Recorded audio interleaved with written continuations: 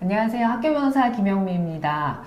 오늘은 학교폭력 가해자가 됐을 때 어떻게 해야 될지에 대해서 이야기해 보려고 하는데요. 조치에 따라서 생활기록부에 기재되고, 그 다음에 생활기록부에 기재되면 내가 가고 싶은 학교에 못 갈 수도 있고, 심한 경우에는 취업할 때까지도 영향을 미치게 되거든요. 우리 학부모님들이 가해자로 지목이 되었다라는 거를 어떻게 알게 될까요? 나 학교에서 사실은 이런 일이 있었어 라고 이야기해서 알게 되는 경우도 있지만, 대체로는 이야기를 안 해요. 초등학교 저학년이나 집에 와서 시시콜콜 이야기하지, 고학년 되고 중학교 가고 고등학교 가면 이야기하지 않습니다.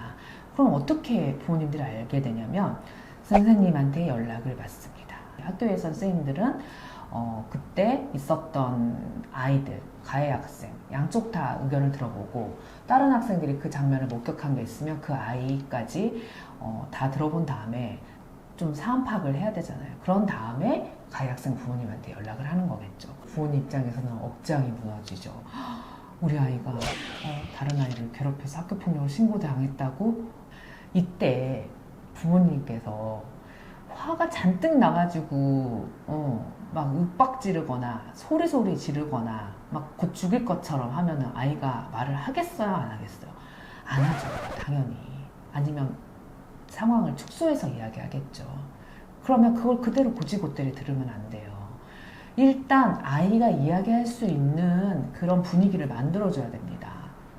아이한테, 엄마가 오늘 선생님한테 이러이러한 내용으로 전화를 받았는데 무슨 일이 있었던 거니? 괜찮으니까 혼내지 않을 테니까 한번 다 이야기해봐. 너가 사실대로 이야기해야 엄마가 해결을 하던지 할 거 아니니? 라고 하면서 대화를 유도해야 됩니다. 그러면 이제 아이가 이야기하겠죠. 그러면 대부분의 아이들은 있는 사실보다 조금 축소해서 이야기합니다. 어른도 마찬가지잖아요. 내가 100을 잘못했으면 100을 고주고대로 이야기하는 사람이 어디 있어요? 한 50, 70만 이야기하죠. 아이들도 마찬가지예요. 첫 번째는 권장하는 방법입니다. 선생님한테 전화를 다시 드려가지고 어떻게 그 피해 학생이나 피해 학생 부모님에게 사과를 하고 싶은데 연락처를 알려주실 수 있으십니까? 라고 정중하게 이야기를 하고 전화를 끊죠. 그게 첫 번째 방법. 또 하나의, 이제 이거는 나쁜 사례. 두 번째 방법은 선생님한테 전화합니다. 선생님, 제대로 사안 조사한 거 맞으세요? 그게 아니라고 하던데요. 그 피해 학생이 거짓말 했다고 하는 선생님 제대로 조사한 거 맞아요? 라고 하면서 저도 법적으로 다 대응하겠습니다. 라고 하면서 끊는 경우가 있어요. 네, 이 두 가지 방법인데, 피해 학생 부모님들이 연락처를 알려주는 경우가 별로 없어요, 생각보다. 초등학교 저학년은 입학하면 학부모들 모임을 하면서 서로 연락처를 주고받고 연락처를 아는 경우가 있거든요. 근데 초등학교 고학년이 되거나 중고등학교는 학부모들 사이에 서로 단톡방이 없기 때문에 연락처를 모르는 경우가 많아요. 그러면 가해 학생 학부모님께서는 연락처 제공을 거부하니 그럼 나는 할 만큼 다 했어 라고 손을 놓으면 안 되겠죠. 어떻게든 사과할 방법을 찾아야 됩니다. 그 다음에 두 번째 방법으로 택하신 분은 어떻게 되겠어요?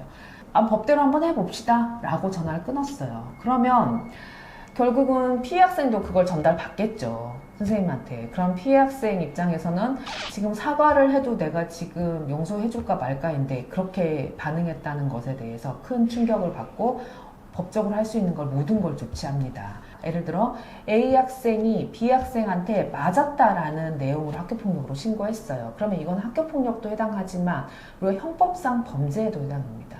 그게 폭행이나 상해죄로 해당이 돼요. 그러면 가해 학생 부모님이 두 번째 행동을 했을 때 법대로 해봅시다 이거였잖아요. 그러면 피해 학생 부모님께서는 법대로 하자고? 그럼 내가 법대로 하겠어 라고 하면서 학교폭력 신고에 그치지 않고 형사 고소도 할 수 있어요. 그리고 민사상 손해배상처 청구할 수 있어요. 그럼 일이 내가 사과를 하면 그냥 학교폭력으로 단순히 끝날 수 있는 사안이 지금 똑같이 맞불 작전으로 나가게 되면 일이 더 커지는 거죠. 상황이 더 복잡해지는 겁니다.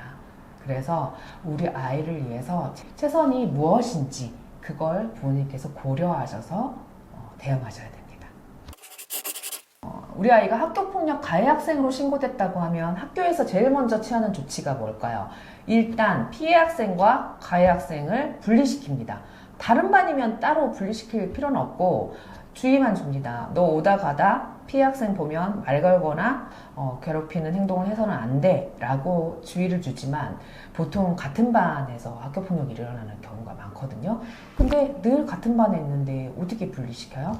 보통은 짝꿍이었다 라고 하면 떼어놓습니다. 자리를 옮깁니다. 그리고 학교폭력이 신고되면 요즘 학교에서는 기본적으로 신고되면 이 출석정지를 시킵니다. 한 5일에서 7일 정도는 상담실이나 교무실로 가서 수업을 했으면 좋겠어 라고 해서 출석정지를 시켜요. 거기에 대해서 부모님들이 엄청 항의하시는 분들 계시거든요. 근데 이게 법적인 절차이기 때문에 어쩔 수가 없어요. 이때 피해 학생과 가해 학생하고 분리됐으면 어떻게 해야 돼요? 이때 늦어도 이때 사과를 어떻게든 해야 됩니다. 사과는 꼭 만나서 해야 되는 것만이 사과는 아닙니다. 사과는 편지를 쓰는 것도 가능해요. 직접 그 사람하고 통화해서 만나려고 하지 마시고 상대방이 만나거나 통화하는 거 싫다고 하시면 내 마음을 꾹꾹 눌러 담은 사과 편지를 쓰시면 됩니다. 그리고 담임선생님 통해서 전달해 달라고 하시면 돼요. 사과를 잘못해가지고 상황이 악화되는 경우가 정말 많습니다. 사과를 정말 잘해야 되는데요. 이제 B가 A를 때린 사안이라고 쳐봐요. 먼저 우리 아이가 A 학생을 때린 것에 대해서 정말 죄송합니다. 여기까지는 다 들어갑니다. 잘못된 사과가 뭐냐면 그 다음이 문제예요. 우리 아이가 A를 때린 것은 잘못이지만 제가 물어봤더니 우리 아이가 애를 때릴 수밖에 없는 상황이 있더라고요.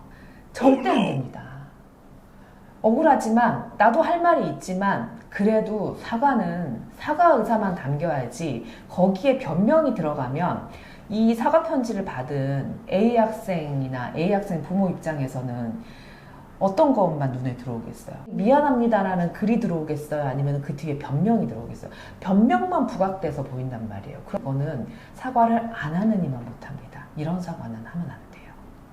그래서 사과 편지를 쓰시더라도 무조건 주지 마시고 저처럼 법률 전문가한테 검토받고 주시면 더 큰 문제를 예방할 수 있습니다. 오늘은 우리 아이가 학교폭력 가해자로 됐을 때 제일 먼저 해야 될 일이 무엇인지에 대해서 짚어봤습니다. 학교 문제로 어려움을 겪고 있다면 저 김영미 변호사를 불러주세요.